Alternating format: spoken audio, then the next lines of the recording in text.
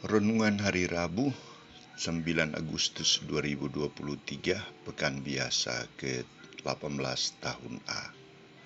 Tuhan membantu orang yang sungguh percaya kepadanya. Bacaan pertama diambil dari kitab Bilangan bab 13 ayat 1 sampai 2 ayat 25 sampai bab 14 ayat 1 ayat 26 sampai 29 ayat 34 sampai 35. Dan bacaan Injil dari Injil Matius bab 15 ayat 21 sampai 28. Saudara-saudariku terkasih, orang sungguh-sungguh menghendaki agar ia dilepaskan dari segala penderitaan, baik penderitaan yang dialaminya maupun penderitaan yang dialami oleh kaum keluarganya. Karena mereka menganggap bahwa penderitaan menjadi hambatan, halangan, persoalan dalam hidup mereka. Kisah Injil hari ini menampilkan perjumpaan seorang wanita Kanaan dengan Yesus. Wanita Kanaan itu terus-menerus mengikuti Yesus dengan teriakan, "Kasihanilah aku ya Tuhan, anak Daud, karena anakku perempuan kerasukan setan dan sangat menderita." Wanita ini sungguh percaya bahwa Yesus sebagai putra Daud akan memberikan pertolongan kepadanya. Biarpun ia ditantang oleh Yesus dengan berbagai macam pernyataan, tetapi dengan kejujurannya ia mempertanggungjawabkan apa yang telah diperbuatnya. Karena iman, wanita itu menghantar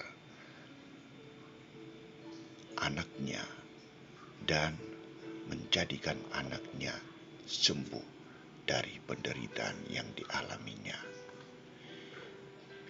Yesus sebagai keturunan Daud memiliki hati yang berbelas kasih. Niat ibu ini mendapat tanggapan dari Yesus. Yesus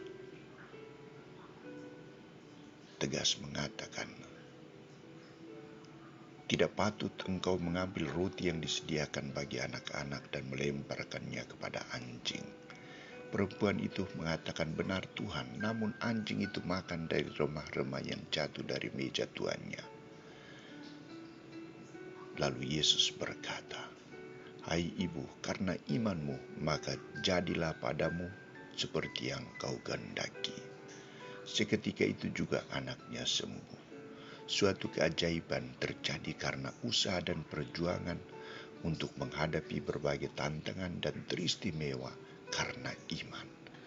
Anak itu disembuhkan bukan karena iman anak itu, tetapi karena iman sang ibunya yang sungguh percaya kepada Yesus sebagai sang penyembuh, sang penyelamat. Anak itu disembuhkan bukan karena karya ibunya, tetapi karena karya Yesus Kristus Putra Allah, Putra Daud. Sungguh keajaiban terjadi. Dengan semua pernyataan itu dan sikap sang ibu maupun sikap Yesus sendiri, nyata bagi kita bahwa tantangan iman harus menjadi sebuah kekuatan, sebuah tindakan militansi untuk semakin percaya akan karya penyelenggaraan Allah yang terjadi dalam diri Allah sendiri, dalam diri Yesus Kristus putranya. Kita tidak boleh jauh dari Yesus. Kita tidak boleh jauh ketika kita mendapat tantangan. Kita harus semakin dekat dan berteriak. Kita harus memiliki militansi iman seperti wanita itu. Biarpun kita ditantang, biarpun kita mengalami persoalan, kita tetap bertekun, datang kepada Yesus, memohon bantuan, memohon bimbingan, memohon kekuatan, memohon pembebasan dari Yesus. Dia akan memberikan bantuan. Dia juga akan mengatakan, "Karena imanmu, terjadilah padaku menurut apa yang kau kehendaki." Saudara-saudariku terkasih, apa yang kita kehendaki dari Tuhan agar kita dibebaskan, kita memiliki banyak kekayaan, harta yang ada dalam diri kita, tetapi yang paling kita andalkan adalah kekuatan diri kita sendiri.